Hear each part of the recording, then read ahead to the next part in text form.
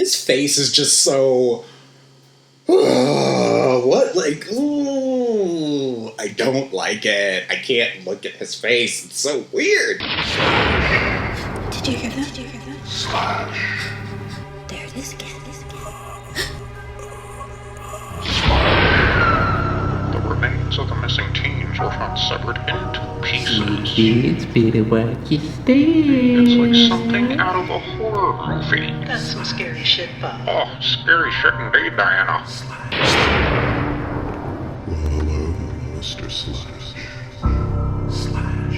What's up and welcome, Gore-Geeks, to the Slasha Brotha podcast. I am your host, Rashard Cunningham, the brother who gushes for the good, the bad, and the most gory cinematic or streamed horror story. And this week, I'm giving you a bonus episode. I went to go see the movie Men in theaters. Yes, the newest A24 breakout folk horror film. I guess, yeah, A24 is really good with folk horror. A24 is like the Mr. Magoo of production companies. Like, they literally, every time a film comes out that's by A24, it's literally like, oh, Magoo, you've done it again. And A24 has definitely done it again with this one, I will definitely say.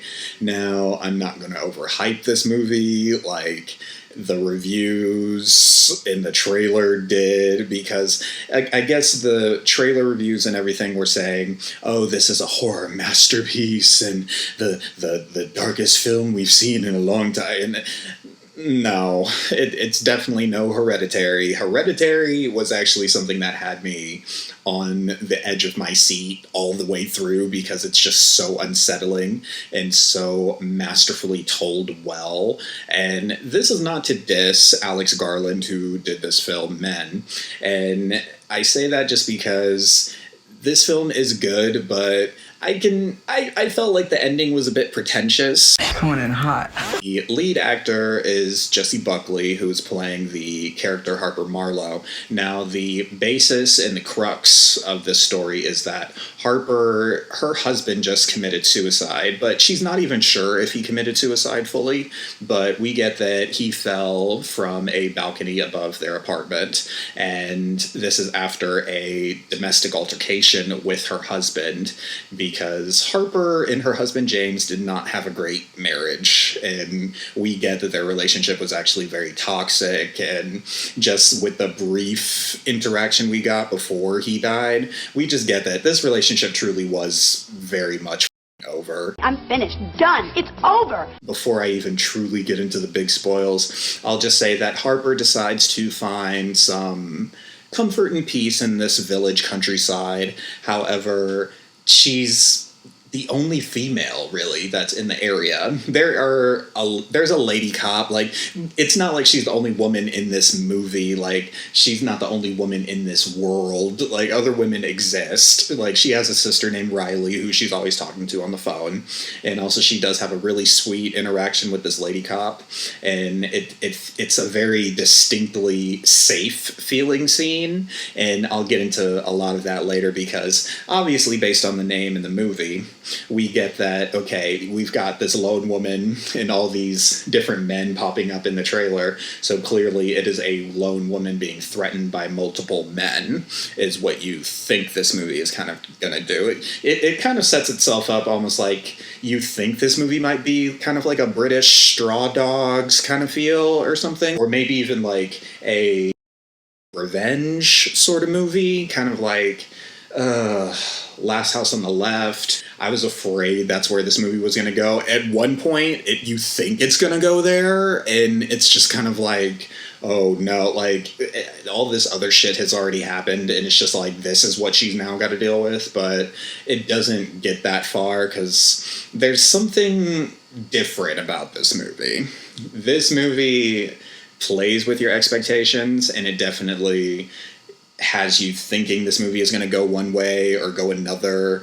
Is there something supernatural? It's kind of like in the sense of Midsummer, which is also another folk horror that I love. You're wondering, based on the trailer, is there something supernatural? Are we going to see something weird happening here that is based in the supernatural? And half the time, the funny thing with A24, their films if it's supernatural, it's going to be supernatural, but it's usually straightforward from the beginning if it's supernatural, I feel.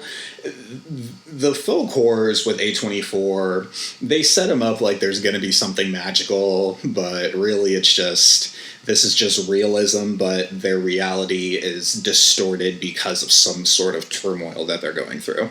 Similar to like Danny seeing her sister in the mirror when she finally takes the mushroom tea or whatever they take in Midsummer, and also the fact that she's seeing like figures of her sister with the gas hose in her mouth in the trees, or seeing her mother pop up in places. It's just kind of like, yeah, it'll do that and have you think it's supernatural, but really it's just straightforward, but people's emotions, or from their point of view, you're going to see how they see things.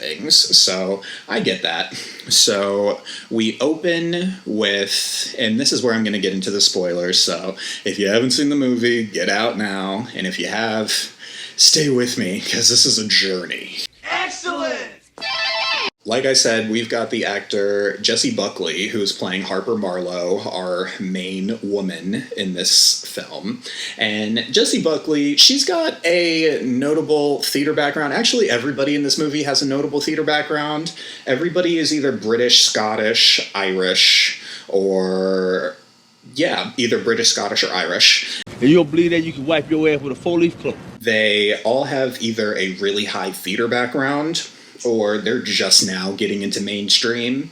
I think the one actor in this film with the most mainstream, I guess, foot in the water is probably the actor Gail Rankin. And Gail Rankin is the one that's playing Jessie Buckley's sister, Riley, in the film. And the character Riley, she's cool. I love her. I didn't even know that it was her sister, but online they're saying it's her sister. I thought she was American because her accent doesn't even sound like she's Scottish because the actor is Scottish. When you've traveled the world, you can speak in any accent you want. At first I just thought it's like, oh, it's her American BFF. But I guess, no, it's her Irish sister in this movie. So, or her British sister, I guess, because the character Harper is from London. And so, like I said, Harper is finding her solace and, I guess, her peace in this new cottage out in the village, away from the city of London, because her husband James committed suicide.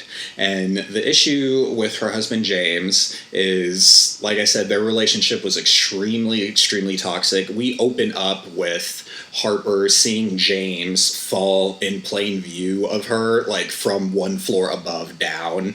And she distinctly, in her mind, I guess, remembers looking directly at James as he's falling. And it's just a slow motion, like very haunting. We get a lot of these flashbacks because the way the film is shot, there's a lot of focus on green in the beginning. Like there's just so much green. Somewhere that's green. The movie is shot beautifully, for one. Like, we're not going to sit here and play like A24 plays with their cinematography at all. Like, bullshit. They always have beautiful shots. It's always framed and set up well. And so you expect nothing less from this movie, of course. But the way it is, it sets up a lot of green. Then we get these flecks of blue, just when the music takes a certain dive. And also, the score for this movie is really beautiful. I didn't even look up the song that plays at the end, but I'm going to download it because it's really good, and I was really just vibing out to it at the beginning. Like, I was really just really feeling it both times I saw the movie. But the score with this movie, so, and they also do this with the trailer. So the trailer does this thing where the character Harper, she goes to this tunnel and she makes this sound and she just goes, ah.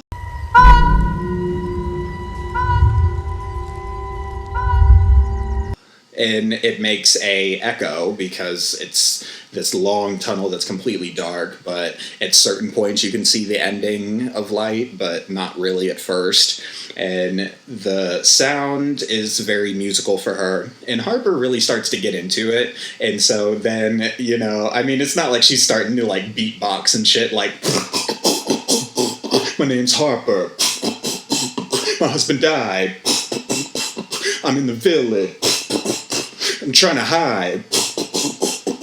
Oh, that was good. Anywho, so that was a good one. But Harper, she just gets really into the operatic tone of her echo down the tunnel. So she starts doing, ah, oh, ah, and it just keeps on repeating and repeating. But with the score and how it's filmed, it just becomes this beautiful operatic moment for a second, and we just have a song out of nowhere. And I was vibing to it for a while. It was very nice and very relaxing. But then we have to shift the tone, and Harper thinks she sees this dark figure running towards her, and Harper, of course, naturally runs away.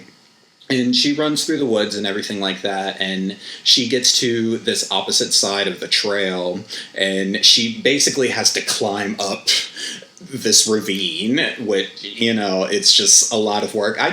The second time I saw this movie, I was just like, God, they made Jessie shoot this probably a bunch of times. Like, she probably got a good workout in with this scene, because it's just like she's gonna really climb this hill. Clearly the struggle is real. She finally gets to this pasture, which, like I said, still tons of green.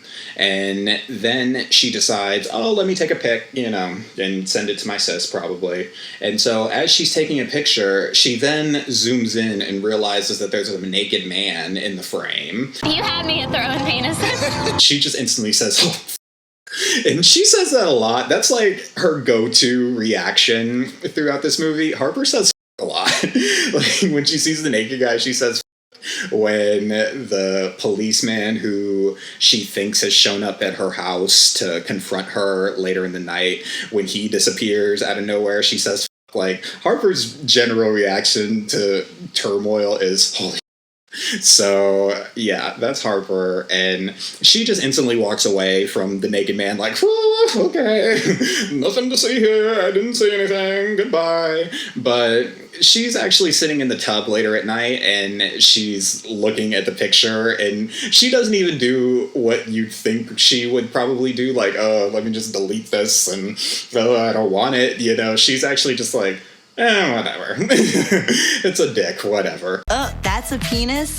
But the thing about this guy is he is really green and kind of, he's got like craggly skin a little bit. Like, he just kind of looks like he is a toad that just emerged as a man. I also want to mention, because here's what I didn't realize, and this must just really, not only is this a testament to how this movie is made, but also a testament to this actor as a whole. The actor Rory Kinnear, he is playing all the men, quote unquote, in this movie. I didn't even realize that at first, because they are all so distinctly different. I thought they were all different people, and especially the one teenage boy, there was always just something very off-putting about his face, and I just kept on looking at it like, I don't know if they've, like, what is wrong with this character? Like, he just looks so weird. And especially later in the movie, he just becomes more unsettling. But there's distinctly a part where he's cast in, like, the light of the light shining outside of Harper's backyard, but also the darkness inside of her house. And his face just looks so animated and like it's going to transform into something. And it just didn't look, it looked CGI or just, and I always just thought like, what the is wrong with this actor? Like, he's just so weird to look at. And now I get it. It's the same guy. Doesn't anyone notice this? I feel like I'm taking crazy pills! So he is this mischievous teenage boy who wears a mask and asks Harper to play hide and seek at one point when she goes to the church. And she refuses, by the way, and he just can't take no for an answer. And the theme about this movie is, this is basically, and you get, because it's a lone woman and a bunch of men based on the trailer, you get that, okay, this story is going to be wrapped around the effects of what women tend to go through because of men who do not exert self-control and cannot allow themselves to behave or do the right thing. And this is what happens. And we get different forms of this. So we get physical abuse, we get verbal abuse, we get psychological abuse, and we also get the abuse of the apparent nice guy. Actually, that's really crazy. Now that I listed that out of nowhere, that's insane, because this movie is very allegorical, first of all. This movie is ultimately about what a woman is going through in a time of peril and how men react to that situation. So we have the teenage boy played by Rory Kinnear in one particular scene. He won't take no for an answer, so he verbally abuses her. We have the priest who blames her for her husband committing suicide because apparently hitting women is okay. This was a really dark tone in a dark moment in that movie where she's actually sitting with the priest and he has long, kind of like Lord Farquaad white hair, and he was listening to her earlier because she goes into a flashback and then comes to and she starts screaming and walks out of the church, and he is talking to her about the fact that she was hit by her husband James, so she was physically abused. James punches her in the face, not even punches her, he cold cocks her in the face, he straight up literally snatches her phone and bam, right in the nose to the floor. It's just whoa. And I'm gonna try and overlook the fact that this is a black actor who is playing her husband. And yes, that does send an unfortunate stereotype, but it is what it is. The actors playing the actors. It's an interracial relationship, but at the same time, I just think it's really shitty to have that sort of portrayal sometimes on screen, because it is very evocative of the idea that, in interracial relationships where it's a black man and a white woman, if there is abuse going on, it's going to be from the black man. I don't like that. But I know that, yes, that is a real life occurrence. It can happen. It's not improbable in statistic, but still, I just feel if I were writing a horror story, I wouldn't have that type of narrative or dynamic, but that's just me.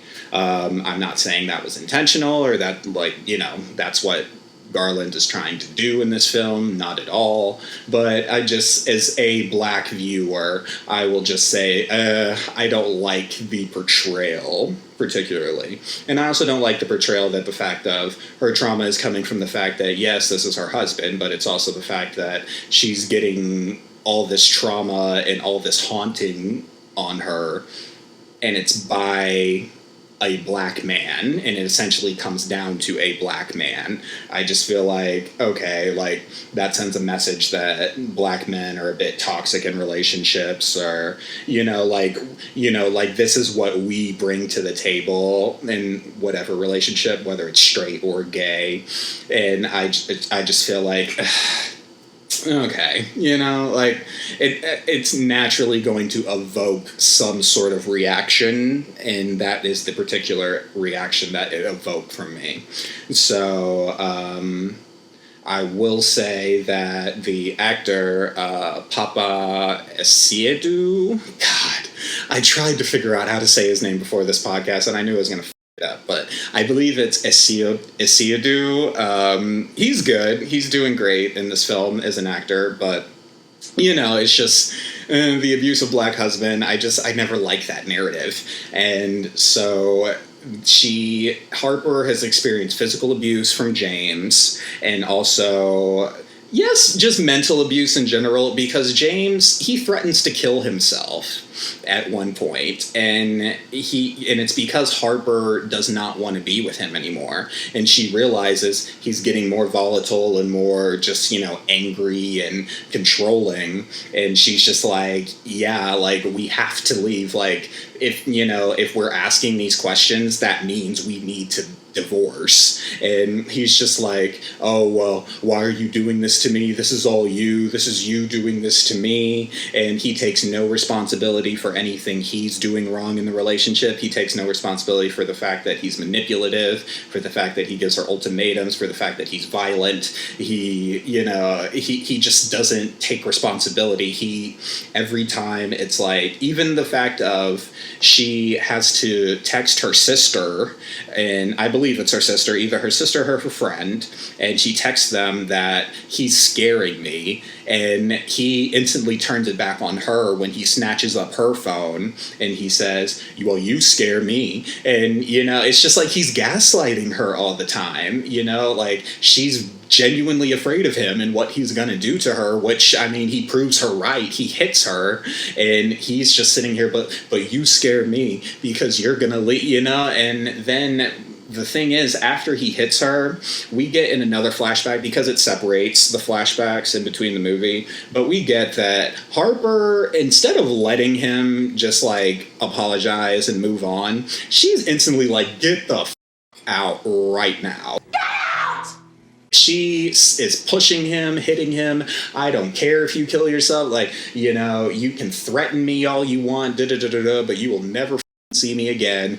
Get the out. Like, that was that. And honestly, I don't blame her, because that's like, it's not even the fact, like, obviously he hit her, so it should be just like done right then and there. I know it's not easy all the time for it to just be done right then and there, but Harper, she is just like, hell no, because this dude really did just straight up, like, Tyson her in the face, and it's just very brutal, like, and the thing is, Harper is no punk bitch. She literally just lies on the floor and is just like, oh, really, James? Like, did you think that was gonna make me stay with you?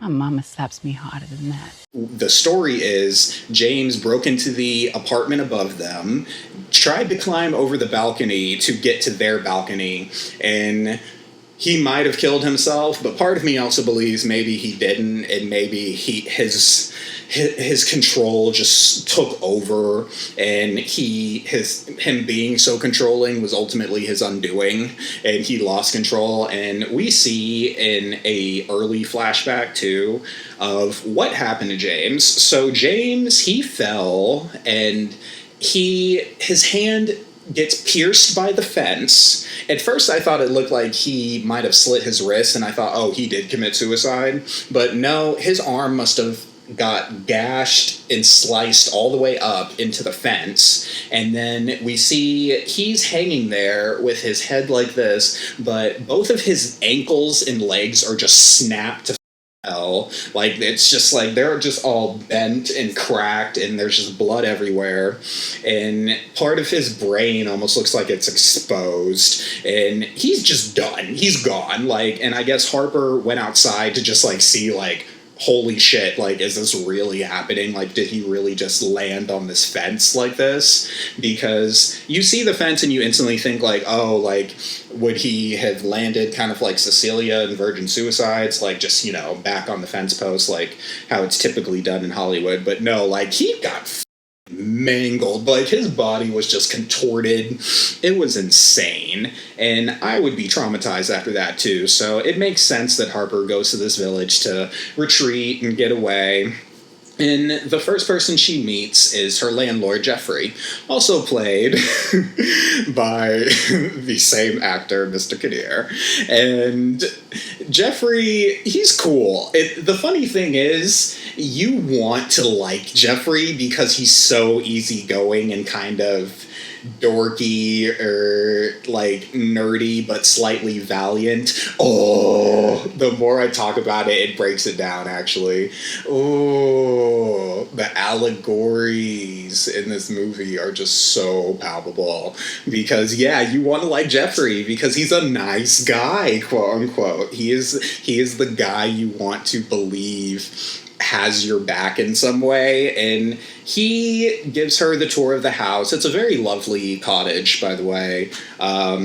Beautiful red entrance, which functions for a lot of good tone of like color shift, and also grand living room, lots of open window space, piano. And it's funny because Harper says she doesn't play, but then the next morning she wakes up and it turns out she's very skilled at the piano, actually. Like she can play her ass off. So, but probably she also says she doesn't play probably because she probably hasn't played since her husband committed suicide. So, you know, I kind of get her not wanting to just reveal too much as well. Also, I get that too, that just the natural protection that women will probably have to just have naturally around a man they don't know, not giving too much information and just being very careful with what you say because you just don't want to give too much. And she also, we get that too because Jeffrey, he doesn't quite get certain things until she's forced to spell it out, like, oh, you know, is your husband joining you? Because it says, you know, Mrs. Marlowe. Would it just be you staying, or Excuse me? Mrs. Marlowe? No. And she's just like, oh, well, we're not together, but she doesn't imply that her husband committed suicide. She just implies that she's divorced, and she even says, oh, I tried not to give too much away. I just wanted to imply. So we just get that naturally she's a very guarded woman, and rightfully so. And it's almost not even an over-exaggerated guarded, but it just feels like I'm just trying to protect myself, you know? Like, I'm just trying to stay alive. And I get that for Harper. I get that for any woman in general. You know, like, you shouldn't have to feel unsafe like that. So I get that.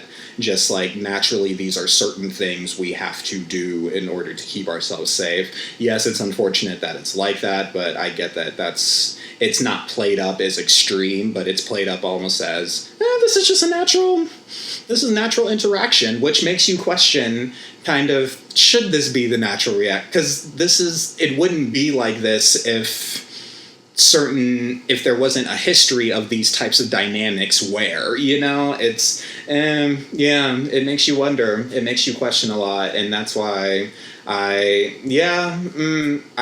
wanted to say this movie's a 3/, but for the fact that it's very allegorical and it actually has a lot to say, even though what it does with it gets really crazy, I will say allegorically I'll give it an extra slash, so I'll say it's 4 slashes, this movie. Harper is talking with her sister Riley on her phone, and we only get Riley in person at the end, but for the most part Riley's just a character on FaceTime, and Riley's cool. Like, she's always just, you know, I think she's her younger sister, so she always kind of gives her shit, and she's just very like sharp-witted and very sarcastic, like, and I get that, like, she's probably the more rambunctious younger sibling, and so she is talking to Harper, and she's just like, okay, can you give me that house tour now? Because Harper didn't get a chance to, because she was just kind of rattled the first day, and so she's giving her a house tour. Meanwhile, naked guy, who she snapped a picture of the day before, just casually crosses the background as she's talking. You think her sister is going to see the naked man in the mirror at some point or another, or not even in the mirror, excuse me, the window. But as she's like giving her this house tour with her phone, and she's just like, okay, here's the kitchen, here's the living room, here's the piano. And the thing is, and the reason I say you think she's gonna see the naked man in the windows is because this movie is such a Casey Becker Scream type of house where there's just an absurd amount of windows. You just think this guy's gonna pop up and Riley's gonna be like, I don't want to scare you, but there's somebody in your window. You know, like, that didn't happen at all. And all of a sudden, like, Harper, she just sees the naked guy in her garden and she's just like, I'll talk to you later, Riley, bye. Like, she just hangs up on her sister. And then she calls the police and says, like, okay, there's a naked man in my garden. You know, a naked American man stole my balloons. What? A naked Irish man covered in green goop stole my apples. So then, after she calls the cops, they arrest this guy, and he doesn't say anything, and this is what I mean, we get a distinct, because every time she talks, Harper talks to her sister Riley, it's a very calm, at ease moment, so we can feel kind of safe, because there's another woman's voice, or just another maternal or female voice of comfort for her in some way, even though it's not a physical presence. And then we get an actual physical presence of another woman. And it's this lady cop who helps arrest this guy. Now, she's actually talking with Harper and just giving her the rundown, like, oh, you know, we'll take him and, you know, get him off your property and everything. And they actually have, like, a nice little side banter, like, you know, oh, well, the way he smells, I'm not looking forward to taking him back to the station and all this other stuff.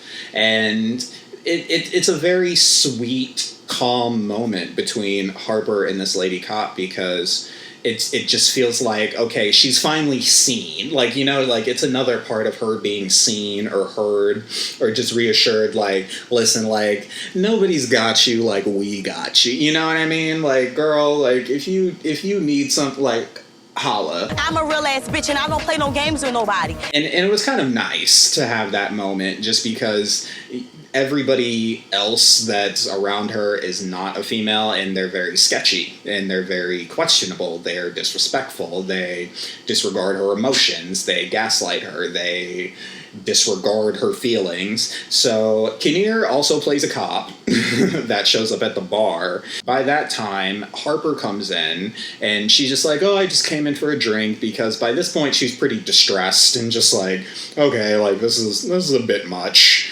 And this is also after the priest also tells her, like, well, you know, did you give your husband a chance to apologize for hitting you? I mean, it's not like, you know, hitting women is a capital offense, or did it, you know, like, and like I said, that was just such a dark, sinister moment. But if you'd given him the chance to apologize, he'd still be alive.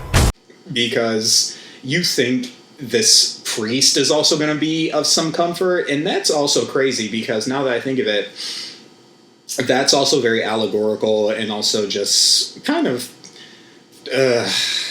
that's also, I guess, just social commentary, because you would think, okay, somebody within the church of some sort would be someone of comfort, someone you can trust. However, priests in particular have not had a good reputation.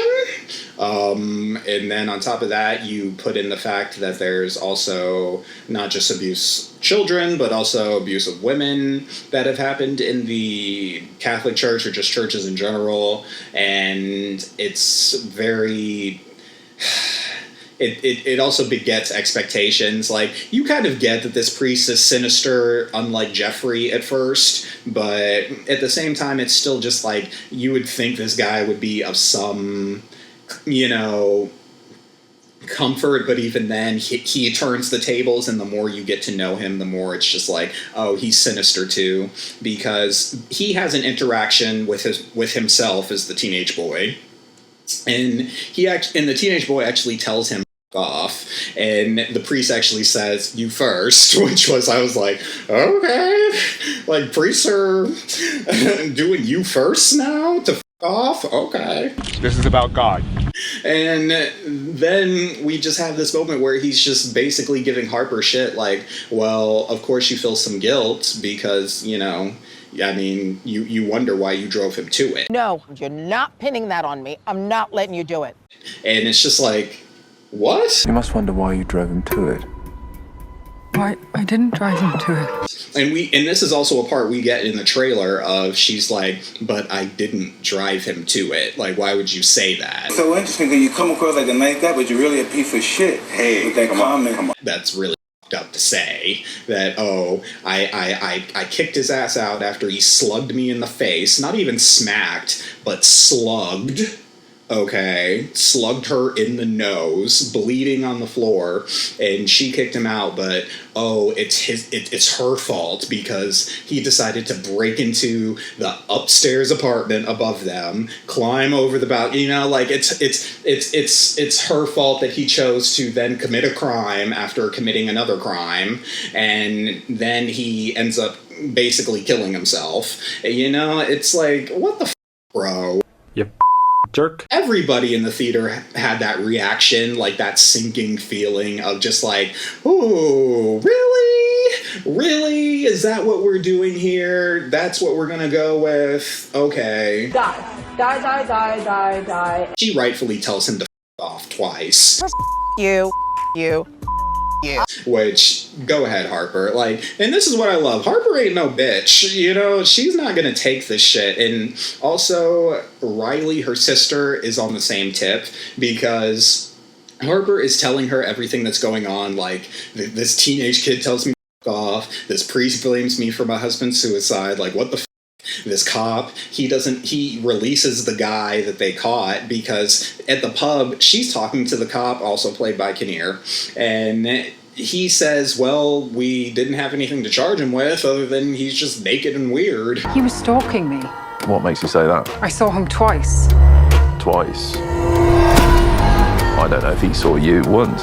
That also hit me as like, there are times where women have been stalked and it has never been taken seriously. In worst case scenario, these women end up getting murdered, and then, God forbid, it just becomes a cold case because they're just like, oh, well, she was complaining somebody stalked them, but because this person didn't investigate, now we don't know, you know? And they're not taking her concerns seriously at all. He's brushing them off. Since the beginning of time, men have been idiots.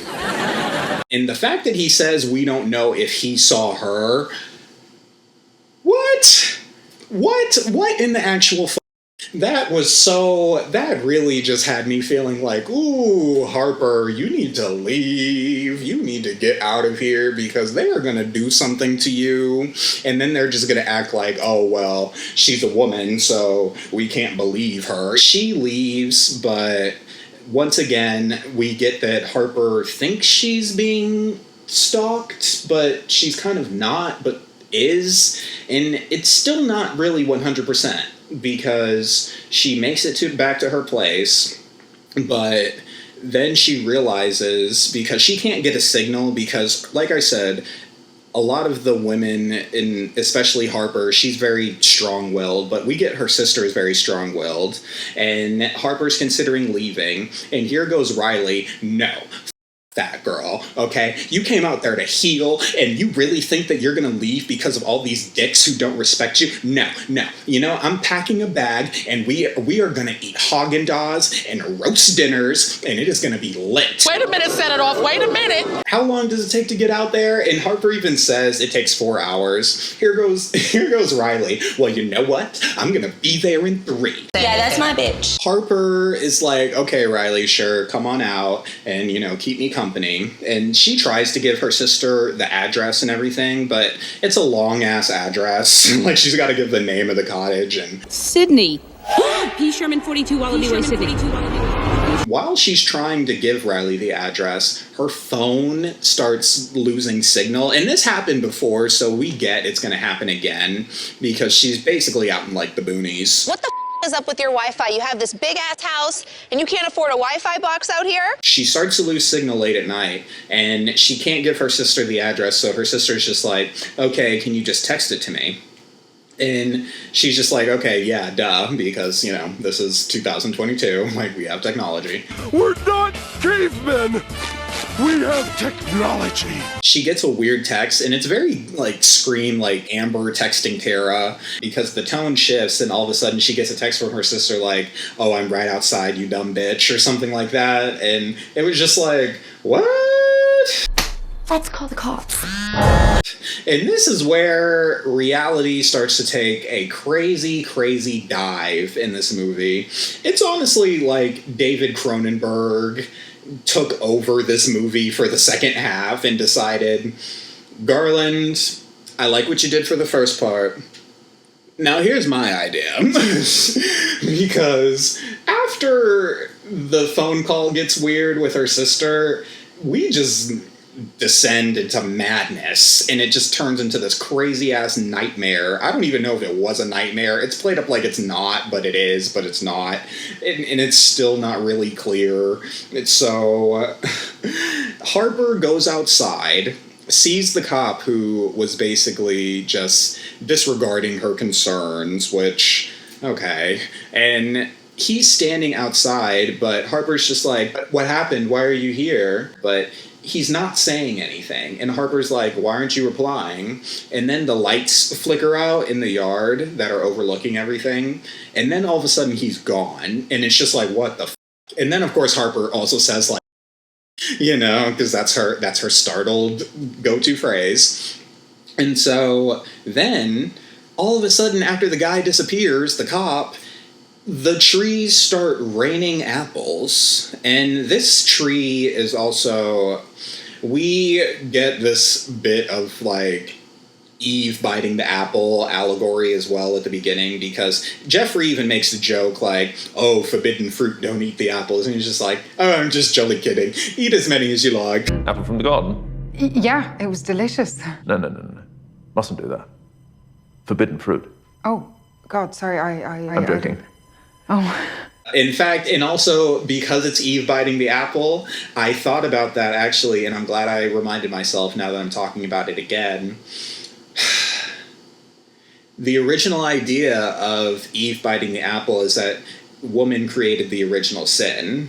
It was because Eve, and we all blamed it on Eve, and blame the woman.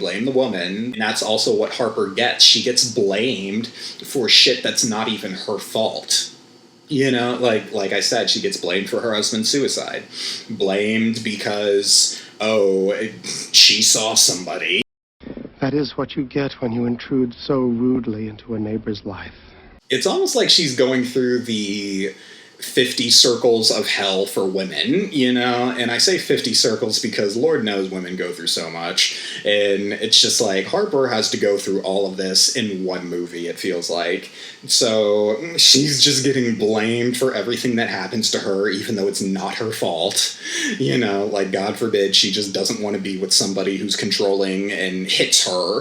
How dare she! How dare she! Then this random dude who was at the pub earlier, he comes out of nowhere and starts get out speed running to her. And honestly, he looks like Biff from Back to the Future at first. Like, I don't know why, but instantly I was just like, holy shit, like, was that the guy that played Biff? Because that was like so random, you know? And he's just running to her like, woman, I don't know. Ooh, actually, now that I think about it, ooh, that's crazy. So wait. The guy at the pub who she didn't even interact with ends up at her house and is charging at her.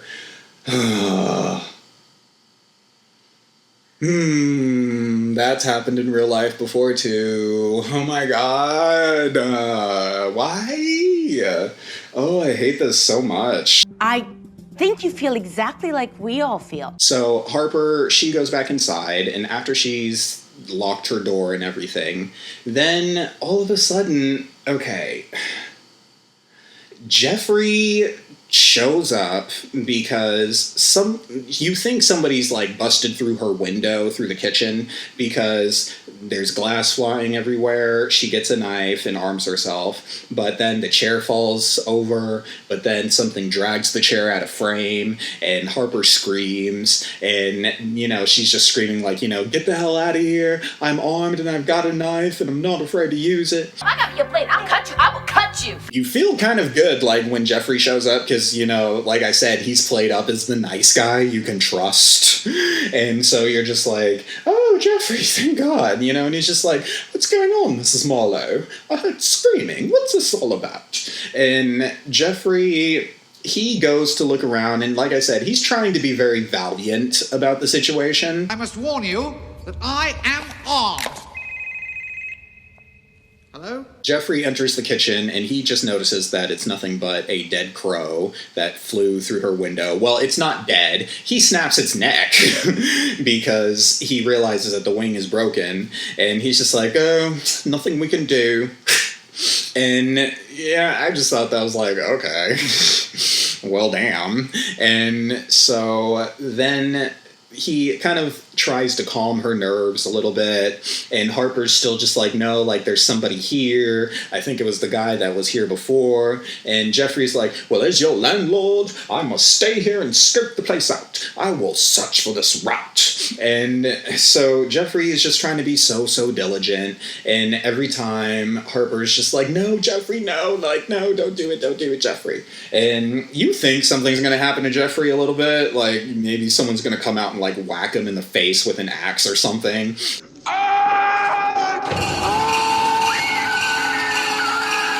And you're just gonna be like, "No, Jeffrey, he was nice. No, he didn't do anything." But Jeffrey, he goes out into the yard, and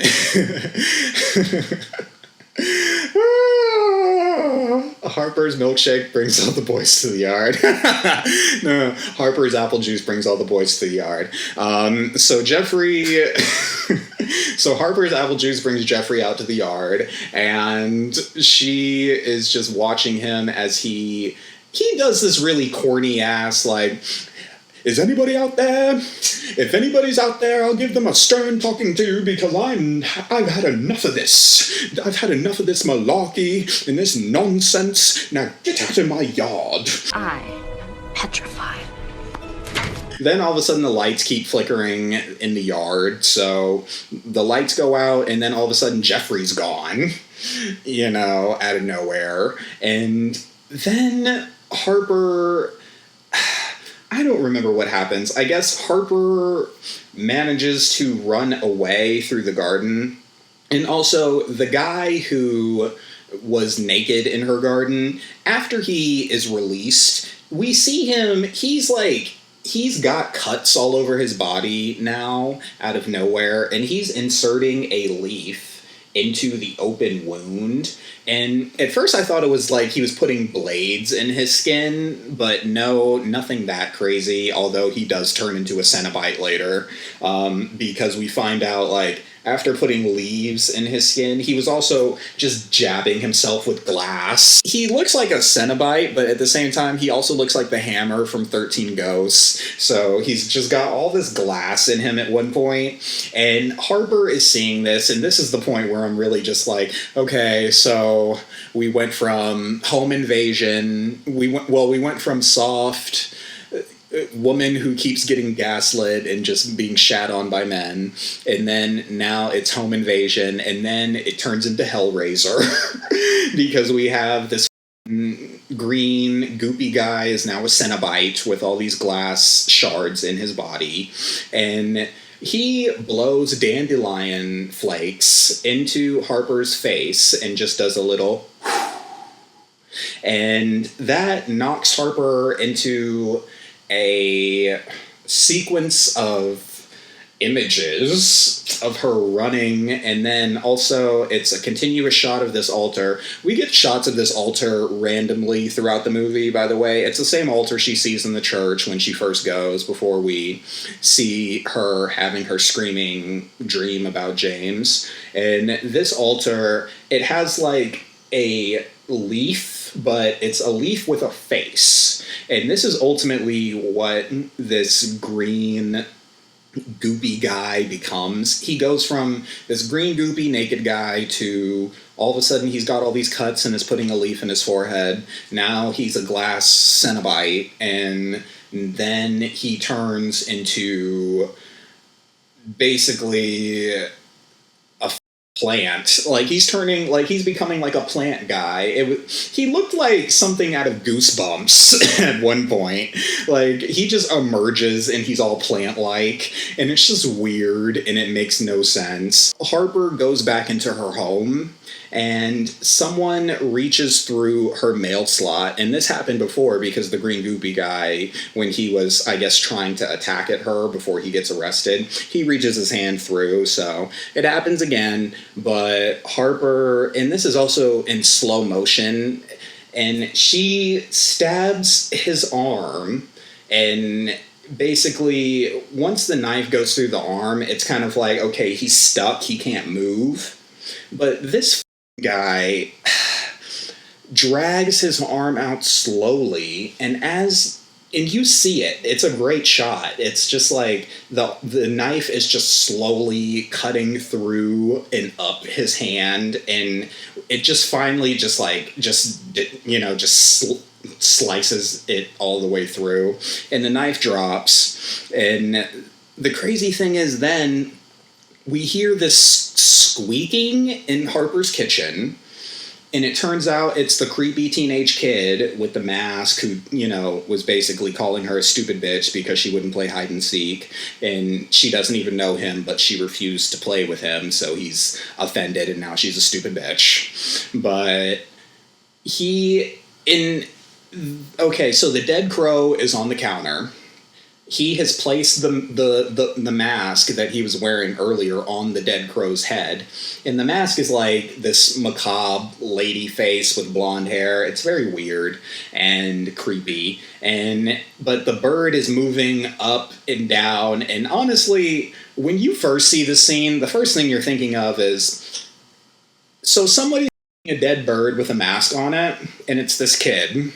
That's where we're going in this movie? We're doing dead birds now? Okay. But I don't think it was explicitly meant to be that. I think he's just playing with it. But either way, the first thing a lot of people were starting to whisper at first was like, once they saw the bird moving up and down with the mask, they were just like, okay, what's he doing with that bird? And I was just like, God, please don't be fucking bird. Please don't. Because that's taking it too far, in my opinion. That's a lot. Then stick around and watch me this dead bird. This kid comes out, and he's just like, you hurt me. And he's holding up the slice knife, so apparently who she thought was one of these goons who was attacking her home is this kid. And he's dressed in like a prep school uniform with a loose tie. Stay away from me.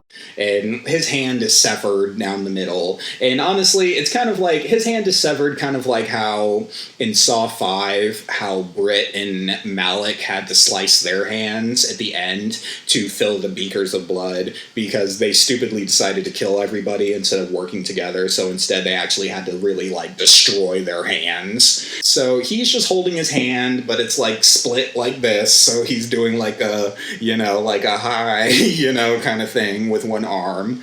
And this is what I mean. He just looks so unsettling as this teenage kid. Like, this kid was the most unsettling character for me out of everybody. Like, the priest I can tolerate, Jeffrey I can tolerate, and the cop was a minimal character, so I had to deal with him.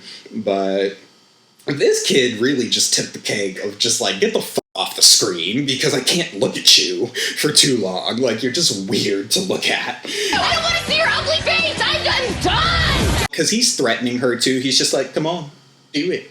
Stab me. Stab me if you're gonna do it. But like, his face is just so... what? Like, ooh, I don't like it. I can't look at his face. It's so weird.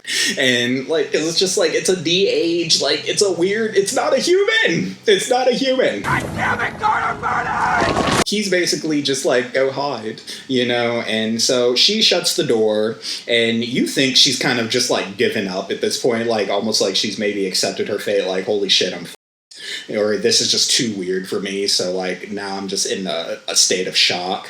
And she's at the door crying. She just sits there and she just calmly, just goes from 1 to 10, and she's just, dropping a tear like she knows something's gonna happen.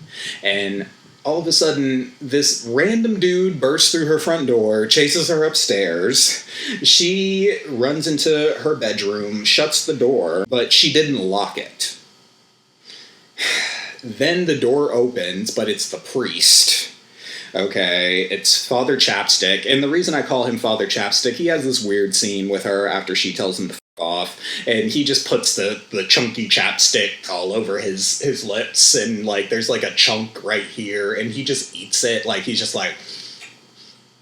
So, Father Chapstick, he decides to enter the bedroom, and he then decides to start blaming her because he now can't control himself because he's sexually attracted to her. You got me straight tripping, boo.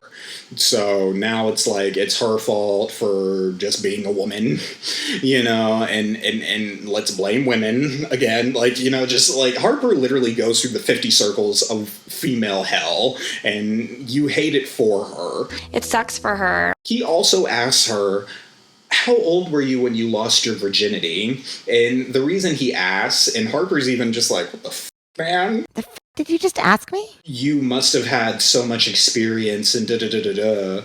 And it's almost played up like this form of, okay, because I believe you're promiscuous, that means that you should have experienced everything, so therefore what I'm about to do to you shouldn't be that shocking for you to think me a monster.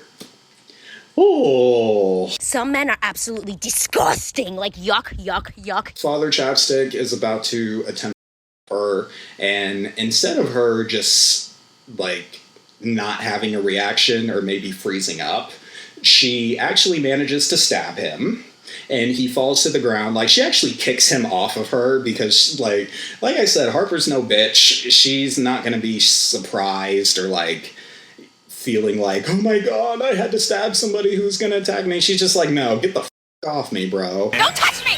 She runs downstairs, and you think she's about to run out of the house, but then it does, like, this weird loop.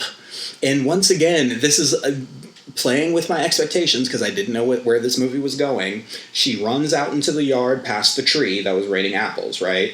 Next thing you know, she's back inside the house, and I'm like, ooh, she's a ghost and she's stuck in a loop or something, like AHS Murder House. But she finally gets out. It's just a continuous, like, it's a weird continual shot for some reason.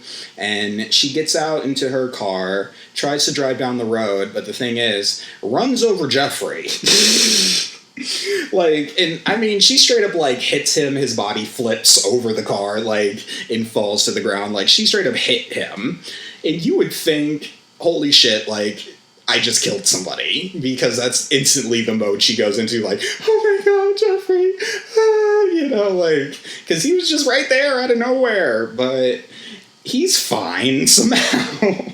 It's okay, I'm fine. And it was a bit comical. It's kind of funny. It's like when Eric Idle gets hit by the Griswold's car in European Vacation, and he's just like, oh no, I'm jolly good, I'm fine. And he's bleeding from his wrist, and they're all just like, oh my god. And he's just like, oh no, it's just a flesh wound, really. That's what Jeffrey is kind of doing. But he opens up the car, and he's just like, Mrs. Marlowe? He's like, Miss Marlowe?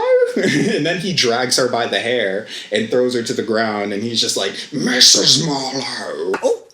He then gets back into her car and drives away.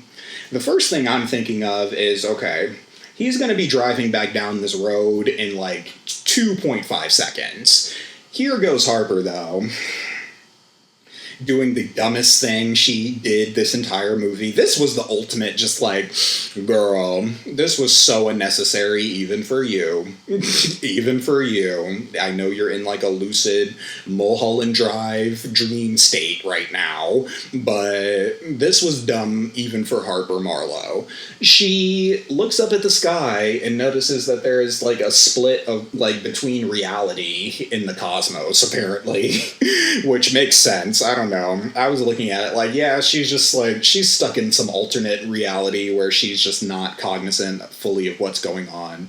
So much so to where when Jeffrey does exactly what I think he's going to do, which is drive the opposite down way of the road towards her, she starts running. Now, I'm kind of cool with the fact that she's gunning it and running full speed, because you just don't think, like, you think, like, she's gonna be turning around every 5 seconds. Like, no, Harper's like, no, like, I am sprinting for my life. And the funny thing is also, when Jeffrey appears driving down the road, here's Jeffrey, like, we just get a brief shot, but it's so funny. He's just driving, and he's just like, and it was just like, okay. Like, he sounds like Mini-Me. Like, he's almost just going like, ee! However, it is important to...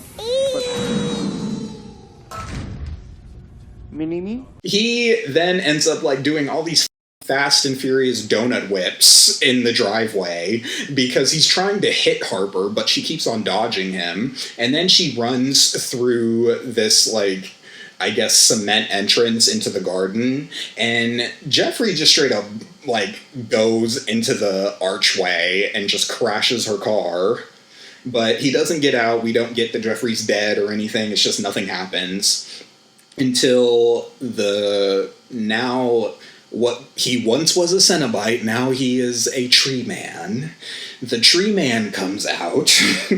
The tree man from that one story in Goosebumps where the kids have the scientist dad who's trying to become a plant, or he is a plant. That guy, he comes out of nowhere, and basically Harper is just looking at this whole site like, what the is happening to my life right now? Someone from Tales from the Crypt walks over to me. And I start asking the same question when the tree man starts to become pregnant. And, like, his belly is literally, like, growing right before the audience's eyes. Like, it's growing. And then, all of a sudden, the tree man, there's this beautiful opera playing, but at the same time, it's playing as the tree man screams in unison. So it's just like, you know, imagine screaming your head off in the maternity ward, but instead opera is playing, so they can't hear you.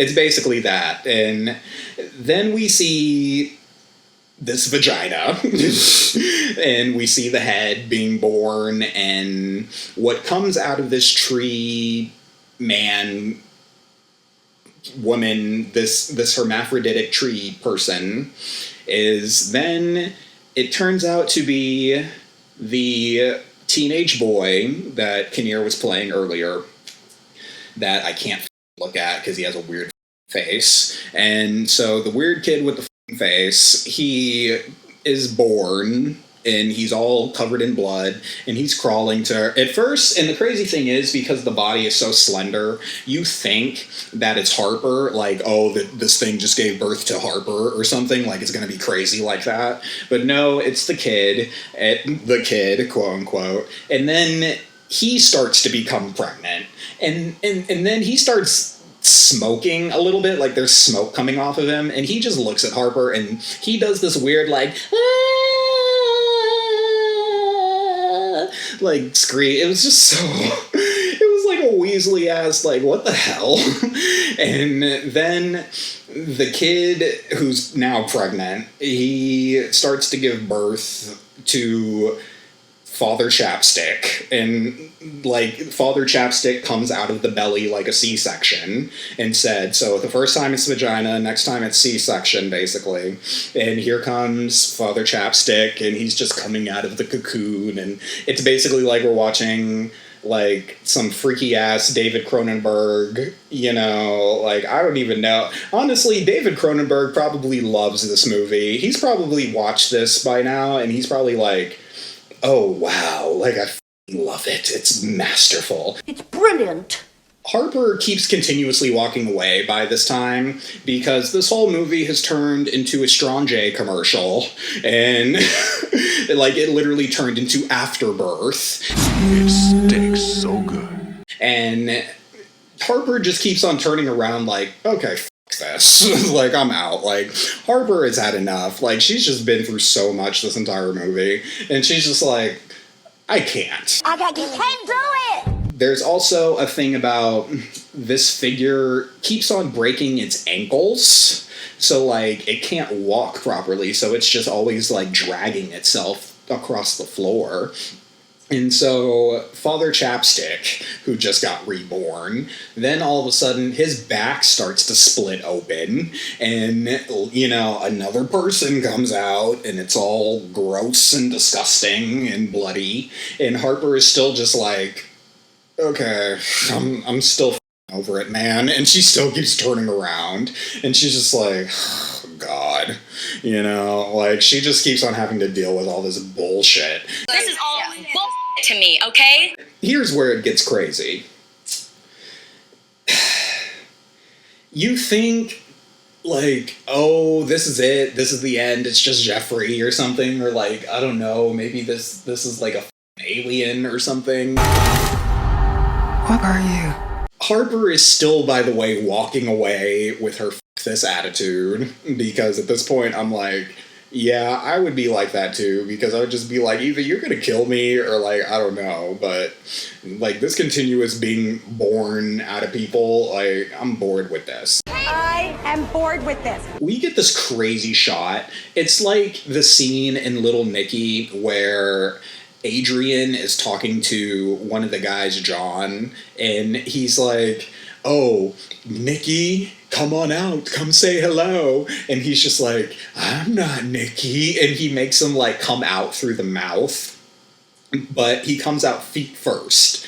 This is exactly what happens, but just picture that, but more bloody and gross. Like, you just see, like, Jeffrey's mouth split open and, like, a set of bloody feet coming out, and it's like, then, like, this mutant just starts coming out of his mouth feet first, and there's actually a funny part where Jeffrey can't even stand upright anymore, he just falls backwards, and then, all of a sudden, here finally emerges... It's Harper's ex-husband, James, covered in blood, but he's not emerging pregnant, and he's not emerging like somebody is going to burst out of him. It's just James, and he sits on the couch, all bloodied and tired, and Harper sits next to him calmly, for some reason.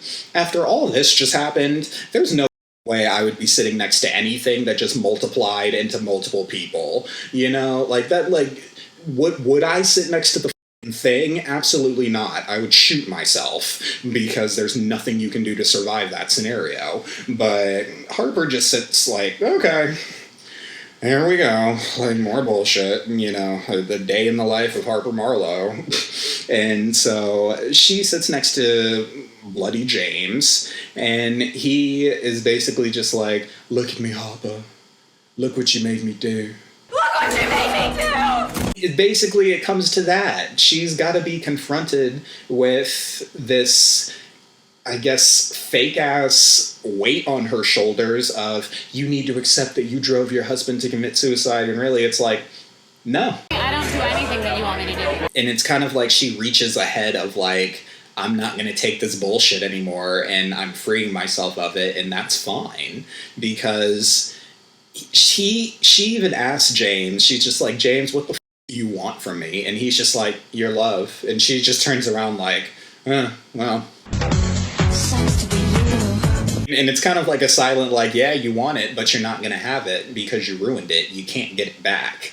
And now that you're also dead, there's no point in even being around to, you know, sweep the winds, to shift blame. It's really just like, dude, like, you brought this on yourself. Stop it! Take responsibility for yourself. Harper just continuously gets shat on by all these male characters and her ex-husband in his spirit, or whatever it is, a manifestation of a dream, whatever. But it's ultimately this issue of her accepting that it's not her fault, she had every reason to leave, and she doesn't owe anybody any excuse. Like, she doesn't owe anybody any, I guess, responsibility for what these men do to her. Like, it's not her fault. And that's the thing it comes down to. A lot of these things that are happening to her, are not by her own problem. It's not her fault she wanted to go and escape into the wood. Like, none of this is going to come back to her as, ooh, Harper, you shouldn't have did that. But the thing is, everybody keeps trying to do this. Oh, Harper, you shouldn't have did that. But it's like, no, actually, like, Harper's not wrong. She doesn't need to be shackled with any of this. Like, it's not her problem. It's not her problem to save a broken man. Your problems with me are not my problems. Those are your problems. Harper had to free herself of just all the bullshit expectations, and I think that's really what it came down to. And finally, when she can free herself, that's when her sister Riley shows up the next day. It looks like really Harper actually had like a serious home invasion though, which is weird. I don't get it, because there's actual blood everywhere and like her car actually crashed. So, I mean, and of course her sister Riley just shows up like, man. And also Riley's pregnant, which is, just a random thing. I felt like, okay, Riley just happens to be pregnant. Interesting. And then we just get a shot of Harper sitting, and this is what I mean. This ending song is so good. Oh, I'm so pissed I didn't look it up on who sings it. But, it's just such a good song, a good ending, because Harper is just so like at peace with herself. She's just like, yeah. Like, I don't even remember if she's smoking a cigarette, but she should be. She should be, or smoking a joint. Harper's kind of like homegirl at the end of Ready or Not. Like, when, someone just asks her, like, what happened here? And she's just like, in-laws. Like, I feel like her sister should just come up and be like, Harper, what the hell happened here? And she's just like, ex-husbands. Or just like men, yeah, like, what happened? Men. And that should have just been the end of the movie. But that is the end of the movie. At first I thought the ending was kind of pretentious, but now that I think about it, I think because the movie had a lot to say with a lot of the messages and the tone and, the allegories especially, I think it's a little less pretentious now. However, there were times that I just felt like, there are times it's pretentious, I will say, and there are times that it becomes a bit, oh, I'm trying to get a good grade in my film studies class. The shade of it all.